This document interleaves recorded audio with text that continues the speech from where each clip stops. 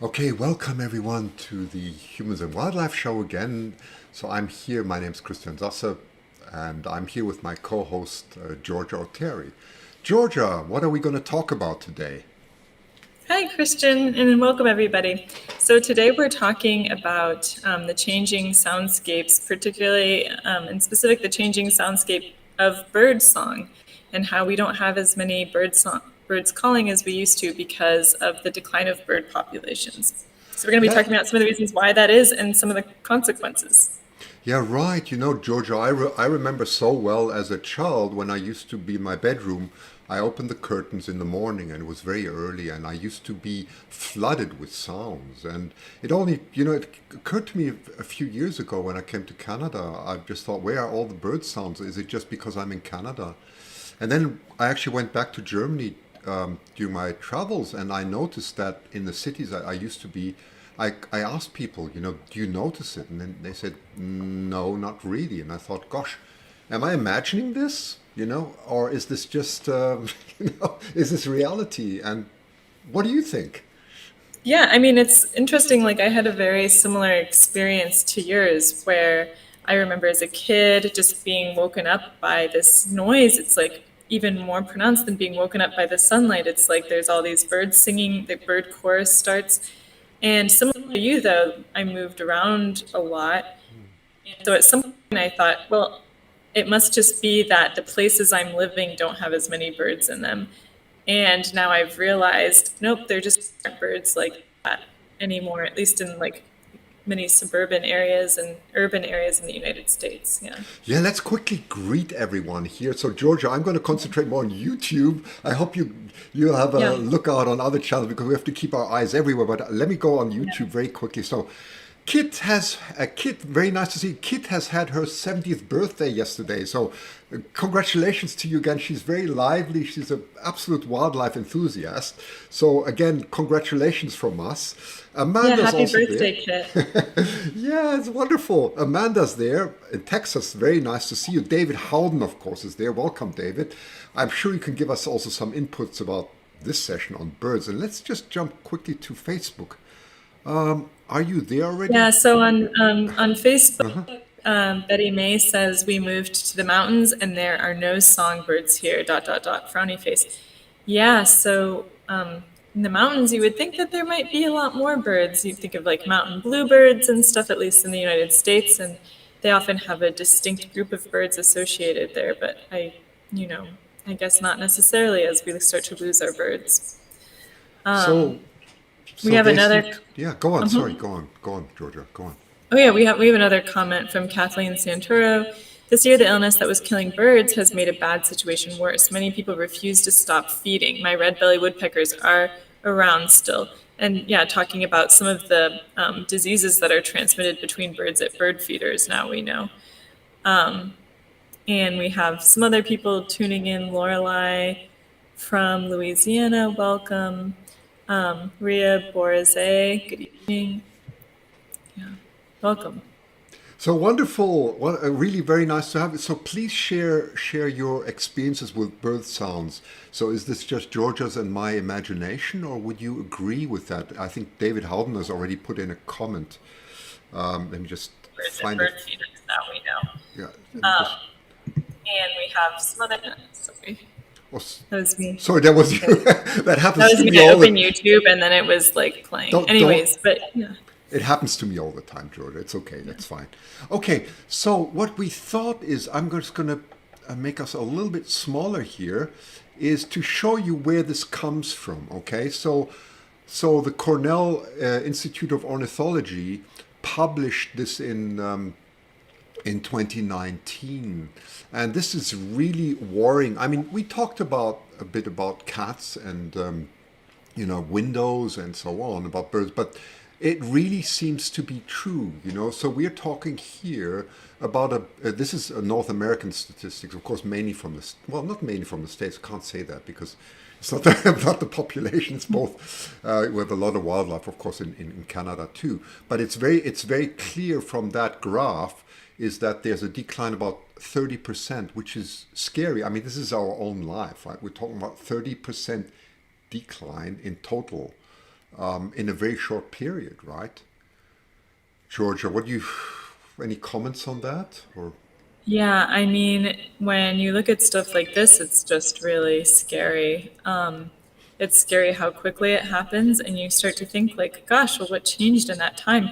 I mean, in some ways, you think about it, nothing that noticeable has changed. If we went back 70 years, in some ways, or to the 1970s, in some ways, things wouldn't be that different. So you start to wonder, was it stuff that built up before that hand and suddenly triggered this big change? Or is it things that we can't see, like particular chemicals or pesticides? And I think the answer is, combination of factors, right? Yeah, what do you think, right. Christian? Yeah, right, and that's what we're going to discuss. So, talking about these songbirds, right? This is they got some beautiful statistics, and I don't know if you can see this, but these are the most common. Let me just go over to my page where I have that. Sorry, I lost. I lost my things a little bit. Just have to look back. So they're talking here about a population decline of 30%. That's close to 3 billion gone in North America alone, right? So they are talking about orioles, the meadowlarks, the swallows, the warblers, and so on. And if you look carefully, you can see there are these green dots there, and the black ones are the ones that are missing, right? And if you look at that, the forests alone have lost about 1 billion birds. Grassland bird populations collectively have declined by more than 50%. And there's an explanation of why that is so. That's more than 700 million birds. Habitat loss is likely to be the driving factor in these declines, say the authors of all these studies. So yeah, so that leaves us with quite a shock, actually. So it is really the case that this has declined. Yeah, and so like if you look at, as you've noted, Christian, you can tell by the little dots at the bottom, like what proportion sort of the birds you're losing. So these losses are not equal across different species, right? And we have a comment hitting on this from Facebook. What kinds of birds are gone in 50 years? Why so many?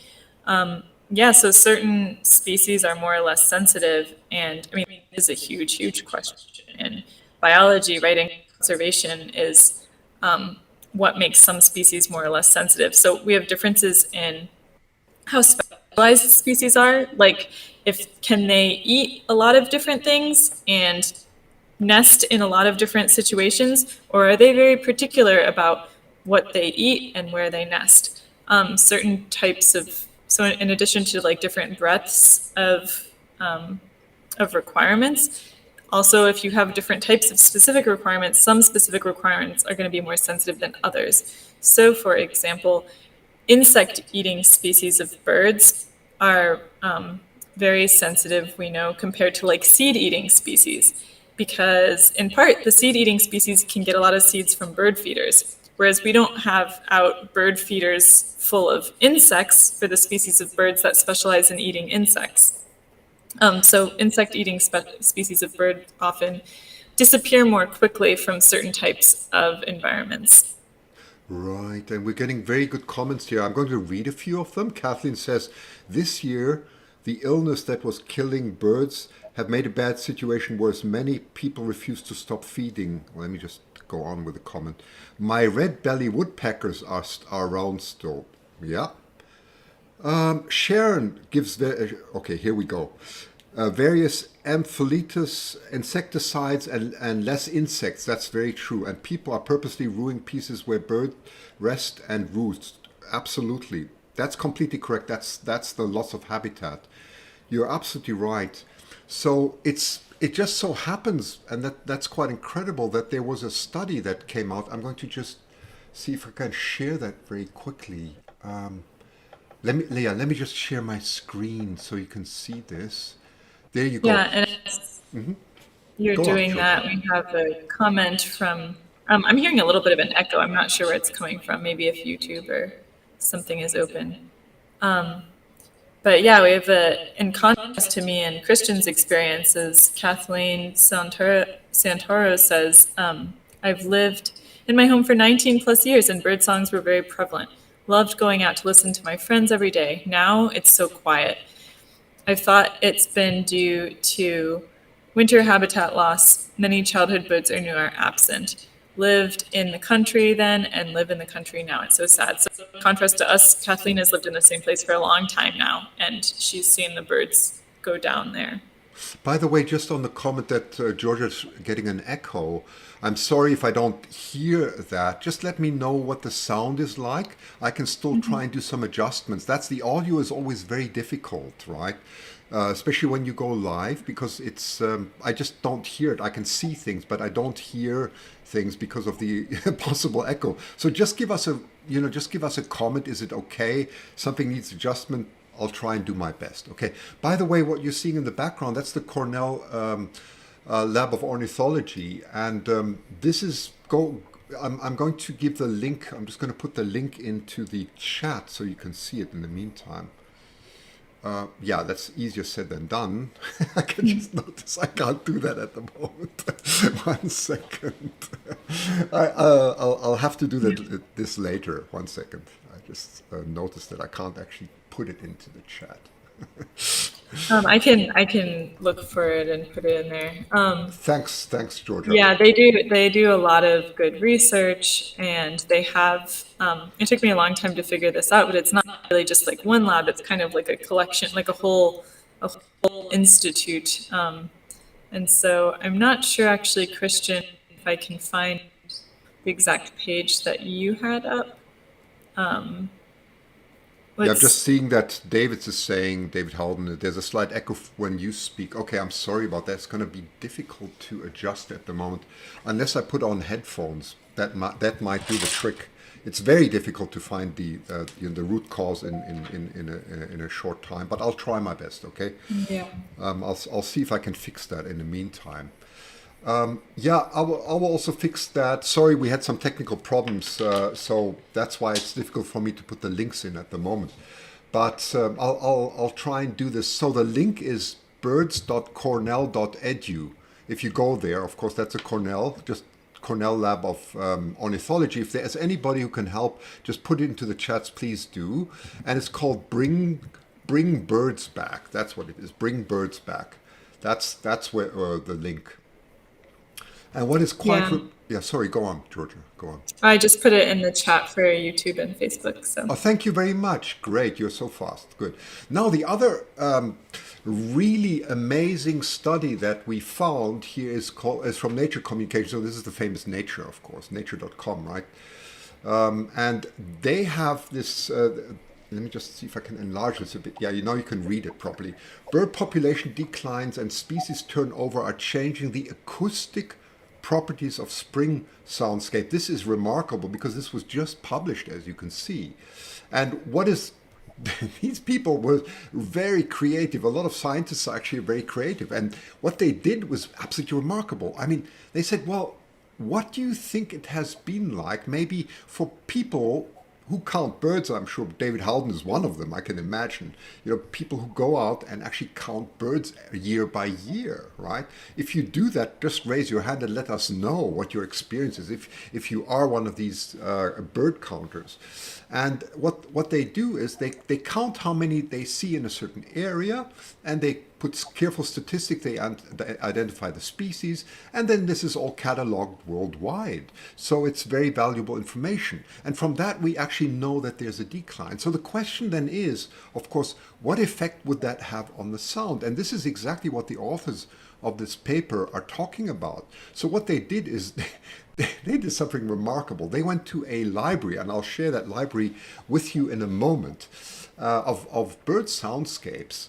And they said, well, we know at the moment what bird soundscapes look like. So we have some type of measure. Okay, you can go out into the forest, you can count the amount of birds, and you can get some impression of what it sounds like. So if you then go back and you increase the soundscape, and you can trace it back by mixing in all these original sounds that many people with a lot of care submitted. You could be one of these people that record bird sounds and submit them to this library. So they went back and recorded it, and they were quite shocked to see that's exactly what Georgia and I were talking about, the impression that, you know, it's really objectively like that, not only subjective, it really is a loss of well being for us because we seem to have lost it. Because they say here, these results suggest that one of the fundamental pathways through which humans engage with nature is in chronic decline, with population potentially widespread implication for human health and well-being. And we've seen this especially with the isolation through COVID-19, right? So this is very current.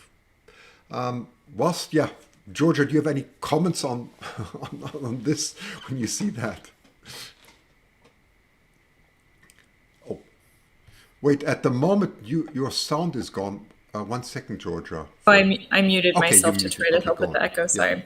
Yeah, I mean, I would totally agree. Like, I would pay a lot of money to get back the feeling of waking up to this like bird chorus in the morning, and you can't get it for love nor money. I mean, you could move maybe to somewhere where there are more birds, but you could look up a recording on your computer and play it. That's not the same at all. A recording coming from one little area in your device versus just the world singing around you.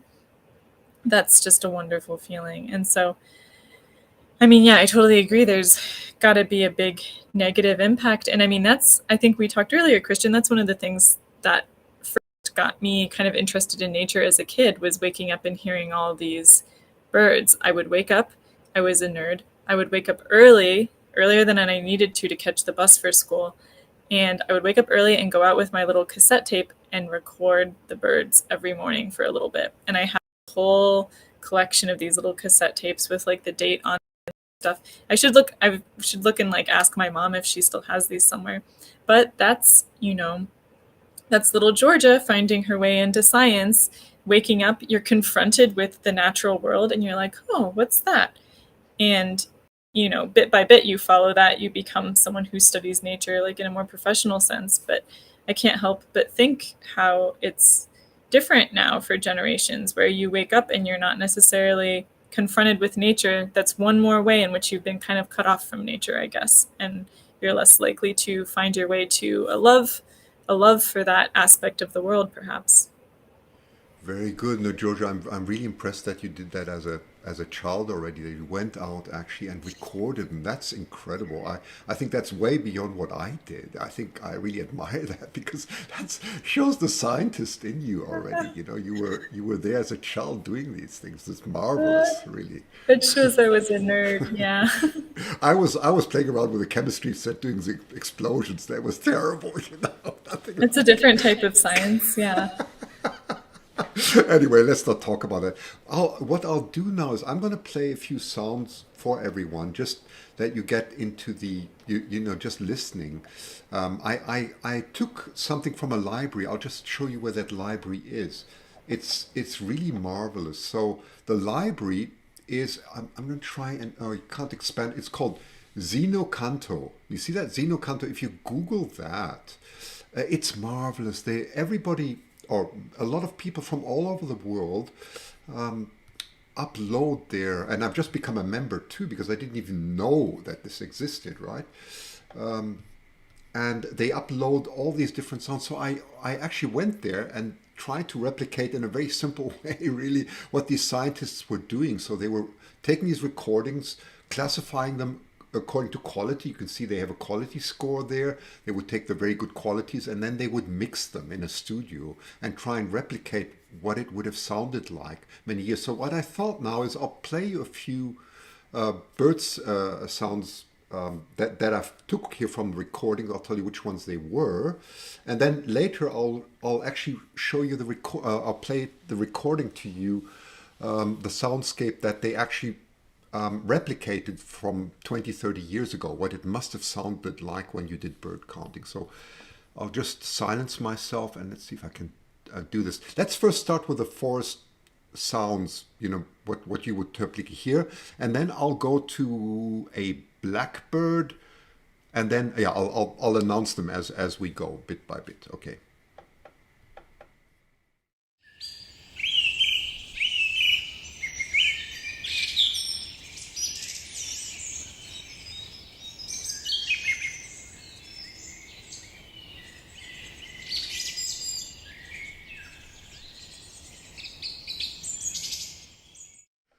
Okay, I'm now going to go to the blackbird.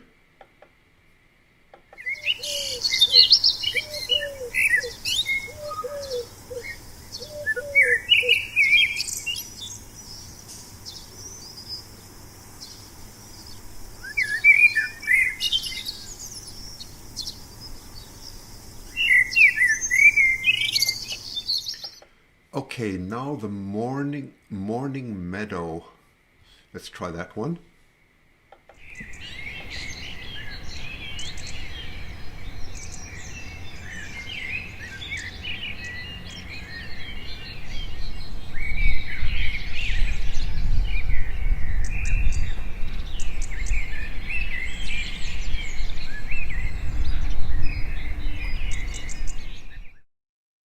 I'm just smiling because I see here a comment from Gentleman Ghost, and it's absolutely true.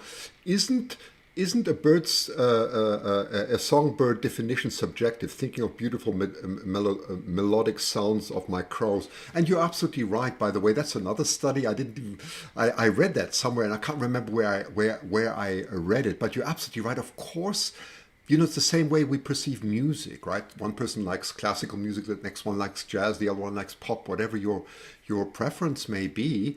It's very subjective of what we like. Some people will think crows have beautiful sounds. You're absolutely right. But what we're really talking about is the decline, of soundscapes in general. So I'm going to go on now. I hope I can see which one that was. One second.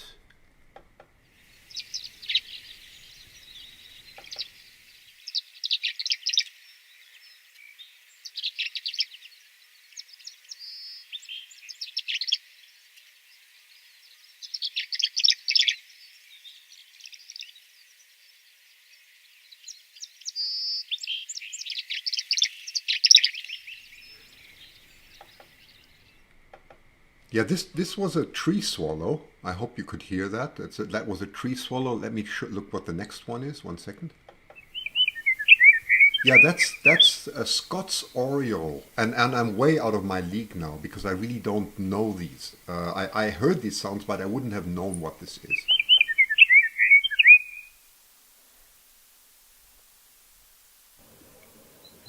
And they're all so beautiful.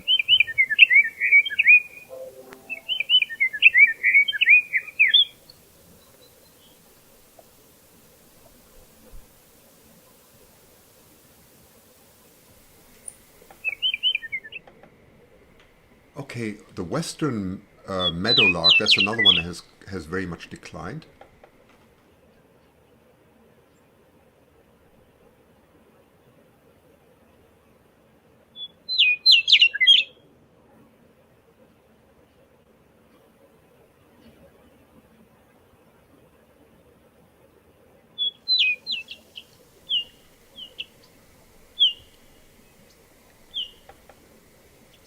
Okay, that's the olive warbler, also declined.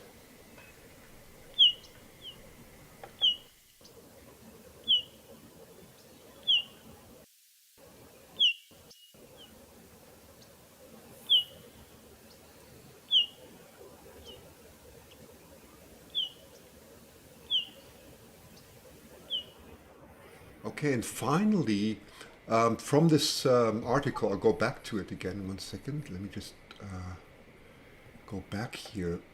This is the bird. This is the article that we were referring to. Is the bird population declines, and they had a soundscape that I found that was because of was very intriguing, and so they reproduced something from the year. Let me just see. It's this one here, 1998. Near Broomsgrove in Worcestershire. Well, there we have to ask David Howden. He probably knows where that is. So they tried to reproduce what it sounded like, and I'll play that to you now. One second.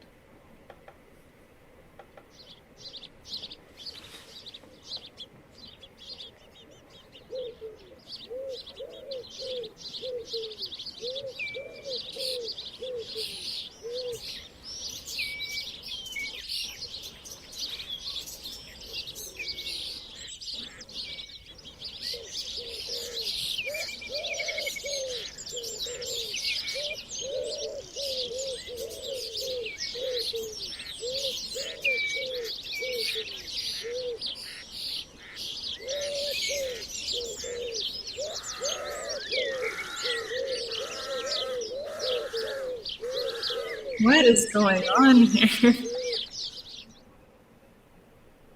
I couldn't hear. What were you hearing? What was it? Because I just. Oh, well, some of the noises were just a bit funny. Oh, were they? Um, Were they? I don't know how to say, just excited noises, or I don't know. There's maybe Okay. mating or predator danger. I don't know. Oh, I But see. Sorry. No, I have to silence it in order. I can't hear it I because see, otherwise yeah. I get an echo. You know. Oh, how sad Okay. for you. Well, I was just sitting here thinking this is one of the most relaxing episodes we've ever done. I'm really enjoying listening to all these bird songs. I'll put this one in the background again. Anyway, it's well, as we can say, it's very subjective. Um, David Howden is actually saying, I think there's a formal taxonomic definition of songbird, but not all sing as such. Yeah, I was wondering about that too. I don't know the answer for that. I don't know the answer. Yeah, the passerines, or maybe passerines are the taxonomic group called songbirds. But I think Okay. there are, birds that are not passerines that sing, that we would say sing, or they make sounds that we like at least. Um, so, for example, like owls are not in that group, but I like this. I feel like owls have a song. Maybe not according to this definition, but they call for a mate. Woohoo, woohoo. That's a famous one from this region. Who cooks for you? Woohoo, woohoo. Anyways, um, we don't need my impressions when we have actual recordings. I think your But still, impressions are good. Go on. It's great. that's all I got. Well, yeah, if you don't know, this is like a lot of people, birds have species specific songs. So a lot of people come up with these silly little things for how to remember the bird song. So there's Who Cooks for You, which is for the barred owl. Um, Goldfinches are a common species throughout a lot of the United States, and um, people say they say potato chip. It took me a long time to hear it, but it goes chip, chip, potato chip, potato chip. That's one. Chickadees, capped chickadees. In the winter, they have a yoo-hoo call, so like yoo-hoo, like that. My tone might be a little bit off. And they have a different call for summer, right? So I think it's interesting that we listen to these bird songs and they have different songs for, whether they're defending their territory, whether they're trying to attract a mate, whether it's just wintertime and they're seeing who else is around. So I think that's also one of the fascinating things is you really, if you know your bird songs and you're in an area with a lot of bird songs, you can really go out there and maybe know quite a bit about what they're up to actually without even seeing them. One of my good friends once we were camping by a pond, and in the morning, once we were both awake, we were talking, and she was like, "Oh, you have yellow-billed cuckoos that are nesting over on the other side of your pond there." And she was like, "Yeah, they got up at this time, and then they switched off who was sitting on the nest at this time." And so she knew what these birds were up to. She hadn't even seen them. I thought it was so fascinating.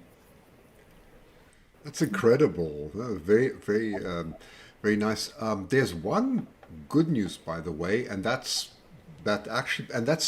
again through conservation that the raptors have objectively increased. So has the waterfowl and the turkeys. So that's also part of the study. So not everything is in decline, but it again shows that active conservation activities that are very are very effective, right? But on the other hand, if you have a slow decline like we have in songbirds, that's the scary part because it's almost going unnoticed, right? Because it's just slowly declining, and 30% is a lot, right? I think it was which one? What? Maybe George, you remember there was a decline of. There was one very ubiquitous pigeon. I forgot what type of pigeon it was. Oh, the passenger pigeon, yeah. Exactly the passenger. That's what I was thinking of, right? And that I think that either it went extinct or went nearly It's extinct, right? extinct, It yeah. is extinct. Okay, yeah, yeah. That's A famous failure of, yeah. I mean, it was before people really did active conservation, even, I think. It was like kind of an awakening for us as people to be like, wait, we can have such a big impact that we can make something go extinct, something that was very, very common and all over the place. So passenger pigeons disappearing was a wake-up call, I think. Yeah. Yeah, no, that it was. But now we have to we just have to change the way we do things. That's also the Yeah, conclusion of the and authors. I have I have to play devil's advocate a little bit or say be careful because just because a species is increasing, some bird species are increasing, doesn't necessarily mean it's good, right? Because that just might be part of it. That might just be part of the signature of these ecosystems are getting off balance, and species that used to be rare now have a Yeah. bunch more habitat and are more common. And so that it might be bad for some other species of birds too, right? If they're getting out competed by generalist or species that have an advantage that they didn't used to have. So but conservation efforts can make a difference, and we can see where they have an impact in many cases. Yeah. And that's interesting. Nature blooms here. I think that is on. Gosh, I don't even know where I am at the moment. I think this is on Facebook. I'm not sure. Yes, I think it. No, I think that is. Sorry, that is not Facebook. That is YouTube. That's what I loved about COVID. The sound of birds from every angle. Isn't that funny? Eh? That's that's what I also read in the article. It seems that people have become more aware of nature again. So that's a positive side of COVID. So and David Howden says I did a live stream of my local dawn chorus back on Periscope some years back. Yeah, please do that. That's wonderful. Gosh, that's great. We don't have that many songbirds out here. You know, I was thinking of doing something similar, but I'm surprised how few songbirds we have in our neighborhood. Is that something you still have a lot in your neighborhood, Georgia? Could you do that? No, we don't, absolutely. But I was going to say, on the note of people recording data, so I mean, I want to encourage everyone listening to help scientists record data and also record those memories for yourself, right? So, iNaturalist is an app that we've probably talked about before where you record your observations of birds, like, oh, I saw this species, or not just birds, but any plant or animal actually. You can be like, oh, I saw a roly-poly or millipede or a robin.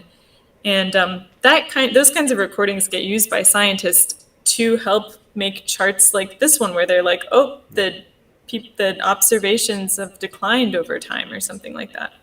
But there's another app that I want to bring everyone's attention Oh, to. go ahead. Yeah.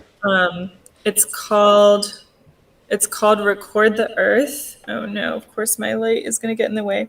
And so this is through Purdue University, I think, or at least they're one of the groups that have sponsored this, and they have like a soundscape ecology lab there basically where they're interested in, not just bird songs but other things. So what happens basically is you can hit like this record button wherever you are. And it's another way, so right now it's recording. It's another way of, instead of taking a picture that like you submit to iNaturalist, you can take an audio recording and it gets saved in this collective data being collected through this app called Record the Earth.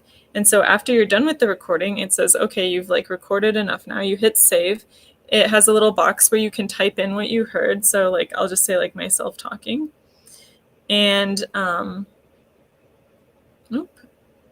and then you can hit continue, and then it asks you to help catalog like what you heard. So now it's asking me to click like insects, birds, mammals, frogs, and reptiles, like check which of the following you heard. And so like, and then it's also interested in not just the animals, but the other parts of like the geosphere and stuff that you heard. And so I think on their website they actually talk about the biophony, so the biological soundscape that we're hearing, the geophony, wind, water, geology stuff, anthrop- anthrophony, so the sounds from like people, vehicles, machines. And then it also asks you on this app at the end, the last question is for you to record your emotion. So how are you feeling? Are you feeling happy from these sounds? Or are you feeling like stressed out from all these cars zooming by you? So that's another example of how you can help contribute to some of these scientific studies. Yeah. Oh, Christian, I can't hear you for some reason. Sorry, I muted myself so there wouldn't be an echo. That's Good, right. good. You reminded me. I said, "What a great contribution!" I think that's great with this app. I'm just looking what Frankman here is saying. The Corax. That sounds like the raven. Is the biggest songbird. So let me just share the screen again. So if we search that, for example, it's so easy to do that on this sound database, and Georgia shared the link with you. So you can say, for example, United States as a country, or just you just press search, and here you come up with the complete list of all the birds, and you can download them all. So it's really useful to have that. So it's great. I just discovered that today, and I'm very excited about it because I often look actually for bird sounds, also sometimes for my own video productions, to have something pleasant in the background, especially because it's so difficult to get good audio. So here you go. It's very nice. Okay, let's see what other comments we have. Yeah, and Frankman also says, my European robins sing at 2 a.m. Oh, that's good. Which city do you live in, Frankman? That's interesting. And That's, also, do you have like streetlights or something nearby? right, right, right, right, right. Let's read some other comments. Yes, and Frankman also says, passenger pigeon extinct in 1940. I sort of remember that. Thank you very much for putting in that comment. That's really helpful. Yes. Let's see what else we have. David says yellow hammer, a little bit of bread, but not cheese. Oh, I see. He's communicating with others here. That's fine. That's all very, yeah. That may be associated with street lamps. Let's just see what other comments we have. 1 second. No, I can't see the comments on my page. Yeah, I think that we have someone on Texas, and Dallas right now is in the middle of the Central Flyway. I would think numbers would be up after COVID. I'm not actually sure if that's about flyway for birds or for people, but maybe sometimes both. But yeah, I think we could talk a little bit more about some of the reasons for songbird decline, right? Because we highlighted what a wonderful contribution or addition this is to our world. But what are some of the things that have led to songbirds declining? And we can maybe just go over them briefly because we've actually had a lot of episodes that touch on different aspects of this. So one thing is using pesticides. That's something that a lot of people have brought up, is that pesticides end up getting ingested, not getting ingested by other animals, including birds, and they can be negatively affected. Can especially be ingested by birds that are eating insects that are the target of pesticides. We can also have things like habitat decline, and so like losing nesting habitat, losing overwintering habitat. Invasive species can have a big negative impact on birds, including your pets, including your cats and dogs. So keeping house cats inside is a big one, or at the very least trying to reduce the amount of time that your cat is outside, trying not to have your cat outside in the morning when the birds like to be out singing, as we've discussed, or have your cat inside more often when there's baby birds around. They also make those lovely, ridiculous, colorful collars for cats that you can put on them that help make the cat more visible to the birds. Therefore, the bird is less likely to get eaten by the cat. Yes, your cat will look at you like that if you put the collar on it. That's a little silver lining. I guess I should say an additional win. Not only will your cat not be killing birds, it will also make this adorable grumpy face at you. And oh yeah, another invasive species was the tree snake that got introduced to Guam. So this is a species of snake that it looks tiny and relatively harmless, but it is not. It led to the extinction of over 12 species, I think, of bird from the island of Guam. I guess I'm not sure if all of those species were only found on Guam or not, but it wiped out at least 12 different species of birds from the island. And this is a non-native snake species. So it's a species of snake that came over on a U.S. military aircraft of some kind. It just sort of happened to accidentally be on one of the planes, and then it got off and populated the island. And now they're everywhere. And So that's another example of like invasive species negatively impacting birds. Rats are another one that are really bad for island birds in particular, because the rats will eat like the bird eggs a lot of the time, so they won't be able to reproduce very well. Yeah, and we've highlighted some of these in some of our previous episodes, right? We have building a better backyard for wildlife, talks about making bird habitat in your backyard and keeping your cats indoors. Um, we have an episode on keeping your lights off, I believe, right, Christian, during the nighttime, especially during migration when a lot of birds are flying at night.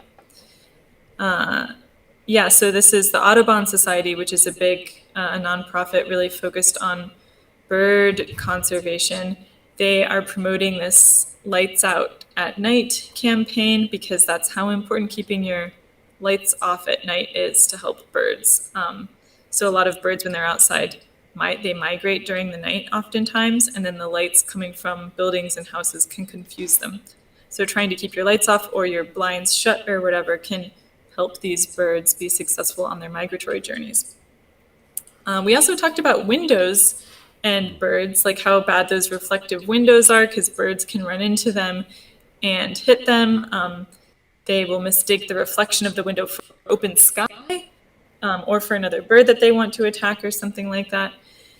So we talked in a previous episode about putting up stickers and stuff like that on windows, to try to let the birds know that that's not just open sky that you can fly into. There's something there.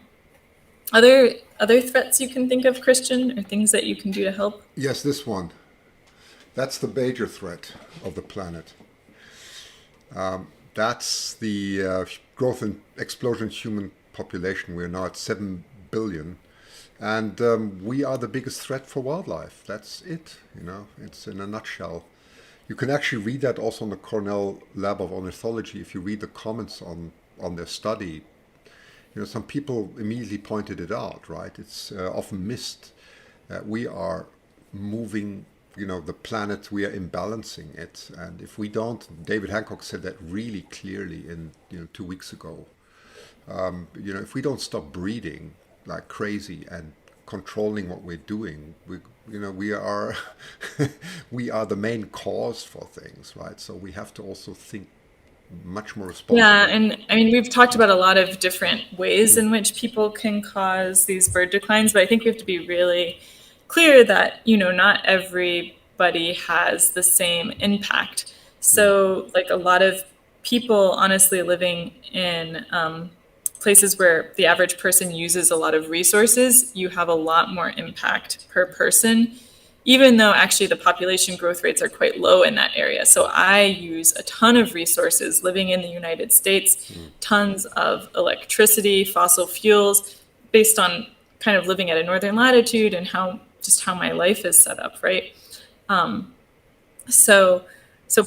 Population growth is part of the story, but often you have that population growth in areas where each person isn't using that many resources or having that big of an impact necessarily. And so I think that, I think that we have to be really careful about thinking about, honestly, what are our actions, like how are those affecting the world and birds and the other parts of the environment in a negative way. Yeah. Right. Of course, the question is more complex, but if you read the study from the Cornell Lab of Ornithology, one of the things is also climate change, right, and so on, and that's whatever we do, it really goes cross-border. I know it's very complex, and we cannot simplify it. It depends a lot on our standard of living, as you correctly say, and so on. But we are ruining the planet at a rapid rate. That unfortunately is a fact. It goes for all the countries, because if we can't find resources in the one country, we'll go somewhere else and get them, right? So that's unfortunately the way the planet is working. So we have to work much more responsible as a planet, not just as a country and so on.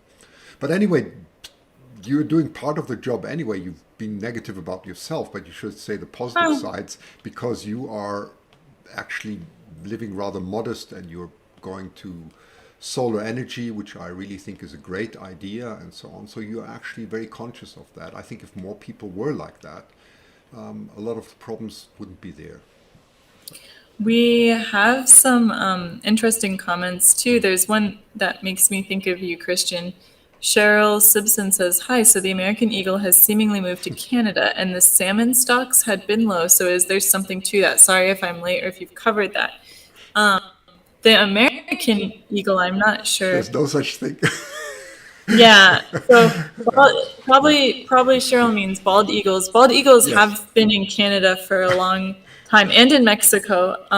There and I don't know how far south they go, but I think part of it is we talked actually in one of our first Yes. episodes, Bounty on the Eagle, That's about right. how eagles used to be much more common and bald eagles used to be much more common in Canada because in the United States we had this like bounty where people would get paid for turning in the eagle talons because they were like, oh, Yeah. these eagles are bad for the fishing industry. We want people to kill them. We want to incentivize people to kill eagles. So like, kill an eagle, bring us proof you killed the eagle. We'll give you some money. So the eagle has rebounded in the United States and Canada, um, possibly Mexico too, but it's rebounded because of banning the pesticide DDT, which was really bad for their eggshells. It made their eggshells really thin so that when the eagle would try to keep its eggs warm, it would instead crush its eggs, which is not good. And yeah, and in addition, just like people not actively trying to kill bald eagles anymore has helped them. Yeah. Yes, and I mean David Hancock has actually been studying this in detail. Already when he was a teenager, he had his pilot license nearly before he had a driver's license. It was incredible. So he's been flying, across the whole Pacific Northwest, studying that in detail, and of course as you correctly say, the salmon run starts in June in Alaska and then goes down all the way to Vancouver. So there's no real, there's no boundary, and the salmon run goes of course on into Washington State and so on. There's no boundary for wildlife really. So I know we call it the American bald eagle, but essentially there's only, like Georgia said, there's one bald eagle, and it flies across borders, and it doesn't really care. It flies. They are scavengers, and they will scavenge wherever they can, and that's the way their instinct is programmed to do that. They fly north, and they just seem to know that's where the salmon runs start in Alaska. So yeah. Yeah, so often protecting birds, animals, especially birds that fly across political boundaries, requires cooperation between different political entities for effective conservation, right? If the summering grounds are protected, but the place where the bird wants to spend the winter isn't protected, then protecting the summering grounds isn't going to have very much of an effect. So lots of cooperation is needed.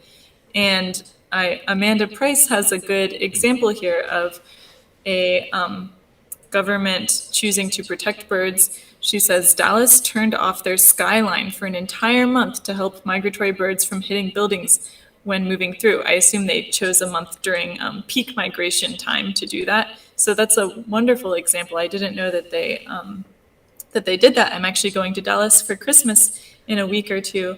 So that's exciting. I'll have to ask people there about that, or if they knew about that when I go there. Yeah. Yeah, and by the way, it's true that the salmon population is decreasing, right? I don't have the statistics here, but I've read a lot about it.